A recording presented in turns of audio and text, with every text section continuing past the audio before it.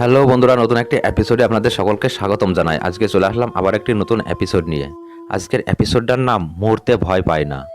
গল্প পাঠে আমি অঙ্কুশ, পোস্টার ডিজাইন করেছেন পলাশ ভট্টাচার্য এবং সাউন্ড এডিটিং করেছেন অরিন্দম ব্যানার্জি। যে সকল বন্ধুরা প্রতিনিয়ত ভয়ানক ভয়ানক ভূতের গল্প শুনে নিজেকে ভয় লাগাতে অনেক বেশি ভালোবাসেন, সেই সকল বন্ধুদের বলছি, যারা এখনও পর্যন্ত আমাদের চ্যানেলটি সাবস্ক্রাইব করেননি তারা এখনই আমাদের চ্যানেলটি সাবস্ক্রাইব করে রাখুন। কারণ আমরা প্রতিনিয়ত ভয়ানক ভয়ানক ভূতের গল্প আপলোড করে থাকি, আর সেই গল্প সবার প্রথমে আপনার কাছে পৌঁছে যাবে। তো চলুন বেশি কথা না বাড়িয়ে গল্পটি শুনি। মাঝরাতে একটা অদ্ভুত শব্দে ঘুম ভেঙে যায় আমার। চোখ খুলতেই দেখি জানালা দিয়ে এক ফালি চাঁদের আলো মুখে এসে লাগছে। ঘুমানোর সময় মাথা থাকে পশ্চিম দিকে আর পা থাকে পূর্ব দিকে। জানালার সাথে ঘুমাই যাতে বসন্তের শীতল বাতাস কিংবা সকালে পরিবেশটা দেখতে পারি। চাঁদের আলোটা বেশ ভালো লাগছিল। ভাবলাম বাইরে হাঁটাহাঁটি করলে মন্দ লাগবে না। গুটি গুটি পায়ে গেট খুলে বাইরে আসতেই প্রশান্তির নিঃশ্বাস নিলাম। আমাকে বাইরে আসতে দেখে তারা গাছের কারেন্টের তারে বসে থাকা একটা পেঁচা ডাকতে ডাকতে উড়ে চলে গেল। কেন জানি মনে হলো পরিবেশটা কেমন থমকে আছে। কোথাও কোনো ঝিঝি পোকার ডাক নেই, চারিদিকে খুবই নিস্তব্ধ। শুধু আমার হাঁটার সময় মাটিতে জুতোর খচখচ শব্দ ছাড়া আর কোনো শব্দ নাই।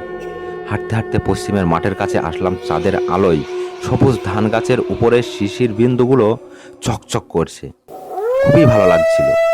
কোনো কিছু ভয় আমার মনে নেই। ভালোবাসায় প্রতারিত হয়ে কবেই মরে গেছি, শুধু বেঁচে আছে এই রক্ত মাংসের দেহখানি।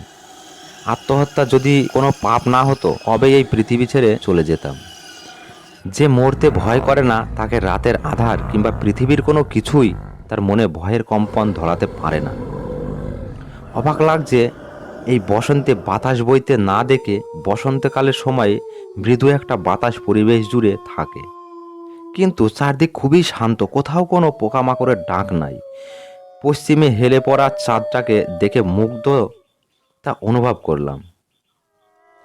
হঠাৎ চোখ পড়ল মাঠের মাঝখানে কেউ একজন দাঁড়িয়ে থাকতে দেখে। বেশ অবাক হলাম। এত রাতে ধান খেতে কি করে? ইঁদুর তাড়ানোর জন্য কাকতাড়ুয়া হতে পারে হয়তো, কিন্তু মানুষটা ধীরে ধীরে জায়গা পরিবর্তন করছে। দূর থেকে বুঝতেও পারছি না পুরুষ না মহিলা। মনে হচ্ছিল মহিলা। নব উৎপন্ন ধান গাছ ততটা বড় নয়, হাঁটুর সমান ধান গাছগুলো সারি সারি জমি জুড়ে ছড়িয়ে আছে। ভাবলাম মানুষটার কাছে যাব, তাই তাড়াতাড়ি পা চালিয়ে সেই দিকে যেতে থাকি। বেশ কিছুটা কাছে যেতে বুঝলাম 18 বছরের বয়সের একটা যুবতী মেয়ে, পরনে ময়লা ফুলে ভরা নকশা করা ঘোল জামা। মনের ভিতর কেমন ছ্যাদ করে উঠল। মেয়েটার সাথে খারাপ কিছু হয়েছে কি, যার জন্য বাসায় না গিয়ে এই মাঠ প্রান্তে একা দাঁড়িয়ে আছে? উঁচু গলায় ডাক দিলাম, এই মেয়ে, এত রাতে এই মাঠ প্রান্তে কি করেন?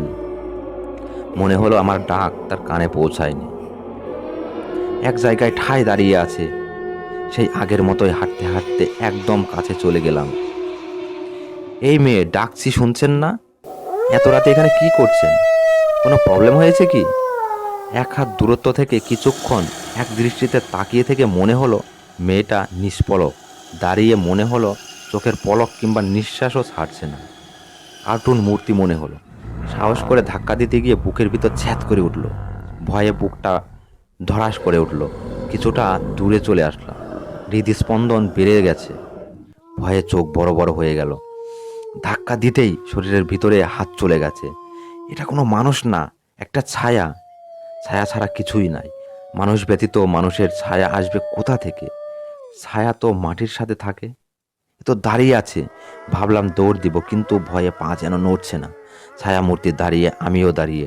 এমন সিচুয়েশনে আমার প্রেমিকার কথা মনে পড়ে গেল। বেইমানটার কথা মনে পড়তেই ভয়টা যেন উধাও হয়ে গেল।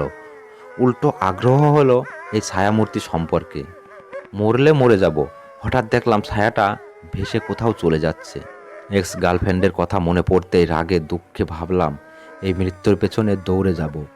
ছায়াটার পেছনে দৌড়াতে থাকি।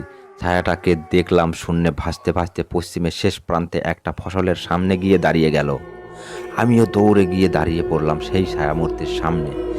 একটু পর বেশ অবাক চোখে দেখলাম ছায়াটা মাটির সাথে মিশে যাচ্ছে। ঠিক তখনই দেখতে পেলাম আমার সেই এক্স গার্লফ্রেন্ডের ছবি। সে এসেছে তার জগতে আমাকে নিয়ে যাওয়ার জন্য।